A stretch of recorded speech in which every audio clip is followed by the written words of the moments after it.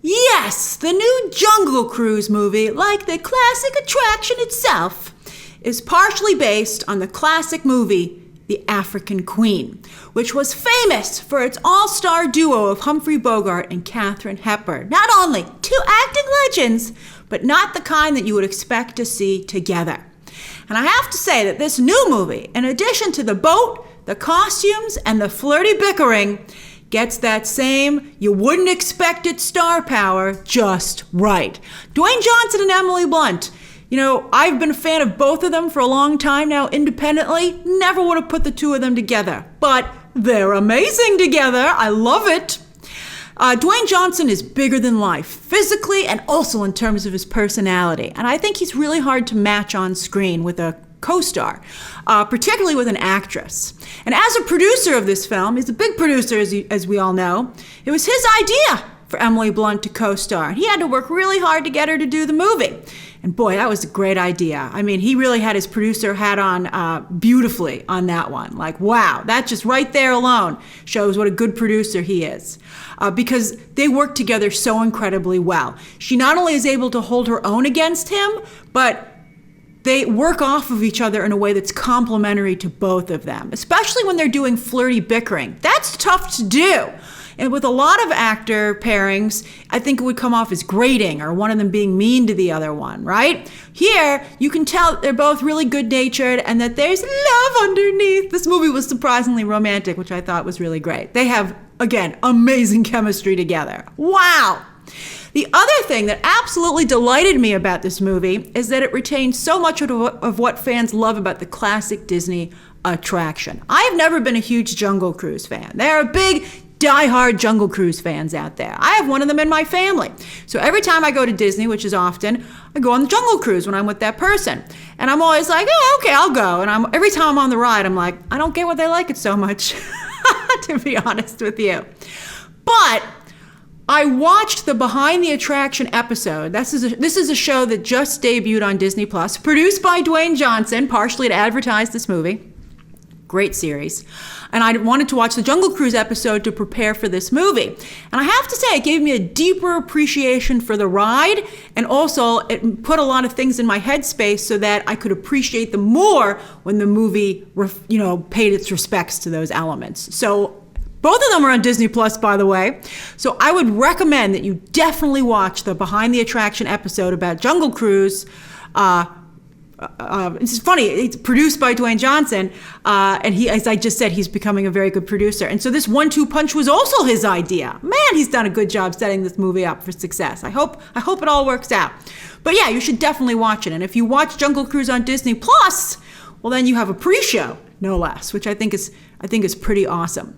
So the movie retains the Jungle Cruise itself. At the beginning of the movie, Dwayne Johnson even gives a Jungle Cruise, which was great. It has a lot of the sights, it mimics a lot of the sights that are on the attraction.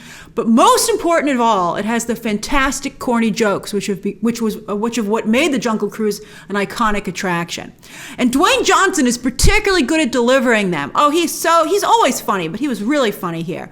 I laughed out loud many, many times watching this movie, and I didn't expect to. I didn't think that I would. I was surprised. I was like, oh, that's so funny.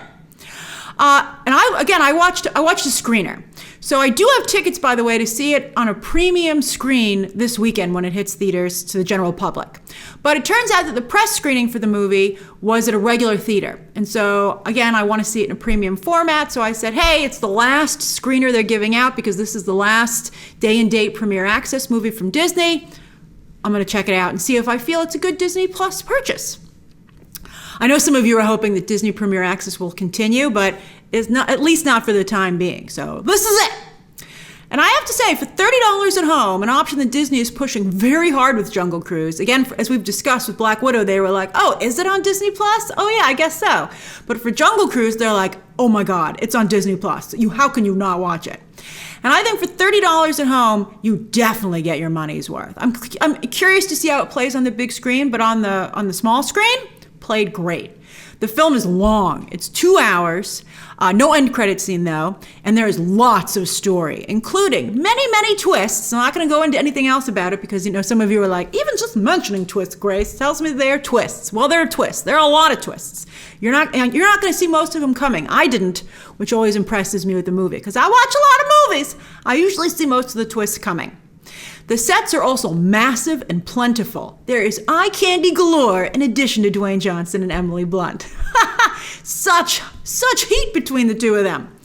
It also feels very much like a big Disney adventure. If you're a Disney fan, and you know who you are, especially if you like the theme parks, I think that you'll really enjoy this film. If you are like, Disney theme parks are stupid, I don't understand you, I'm sorry that you have no joy in life, but then you might not appreciate this movie either.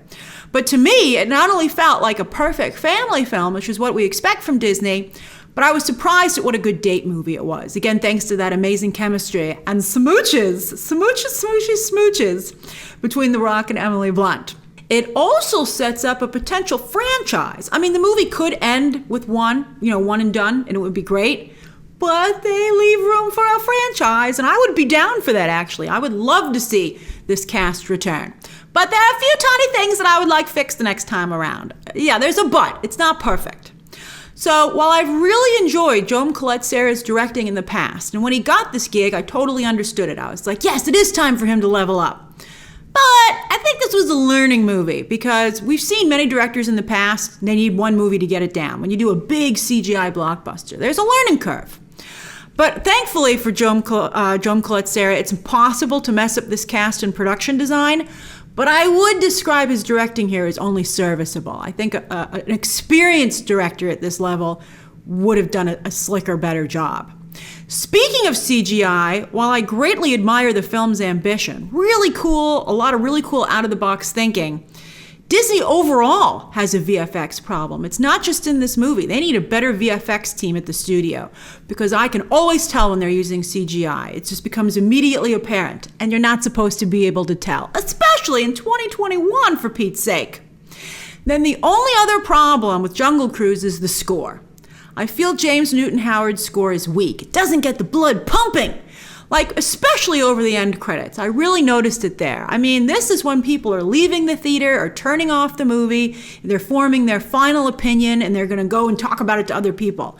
I always tell you, it's important to end really strong. And I thought that I'm surprised that they didn't notice that the score just wasn't where it needed to be. But thankfully, over the end credits, there are some beautiful paintings that come to life.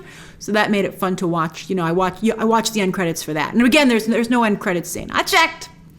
I felt like there could have been, but there's so much in the movie already. Oh, also, there is like 1 or 2 scenes where the characters just speak Spanish, which totally makes sense in the context of the film.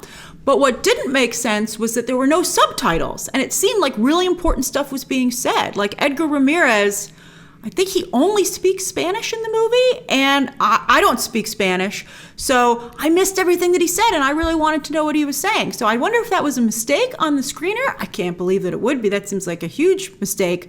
So again, I would have appreciated subtitles for those scenes. And if you speak Spanish, I would love to know what was said in those. So if you could put a spoiler or tweet me with a spoiler thing and tell me what they said, I would just like that because I thought the characters were cool, and I wanted to know what they were saying. As for the rest of the cast, this really is overall Dwayne Johnson and Emily Blunt's movie. And again, they are worth the price of admission alone. But there are 2 other people we got to talk about. Paul Giamatti is also running through the movie. And Paul Giamatti doing a lot of paycheck gigs these days, but I think he really earned it here.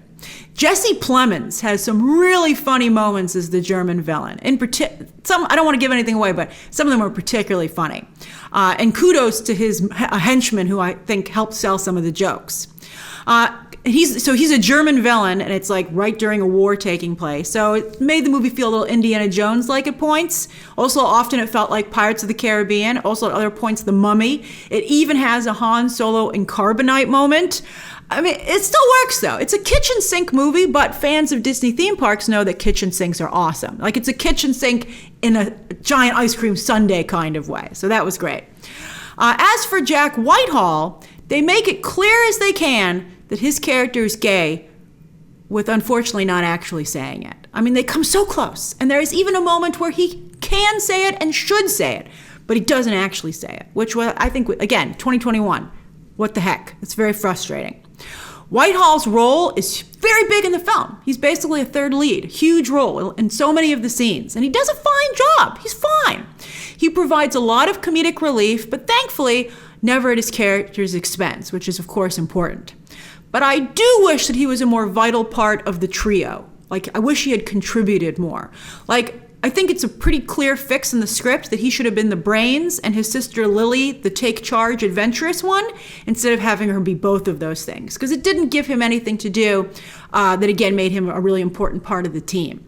Maybe you could say he was the heart of the team. You could argue that, but I would have liked him also to have been the brains of the team. I think that would have divvied it up really nicely. And really a huge missed opportunity here for an openly gay flamboyant actor, which is the direction that Whitehall leaned in with his performance. He wasn't too flamboyant, but there definitely was that quality there.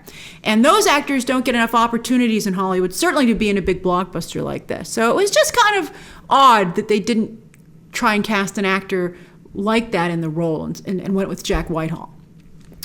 But again, he did a fine job.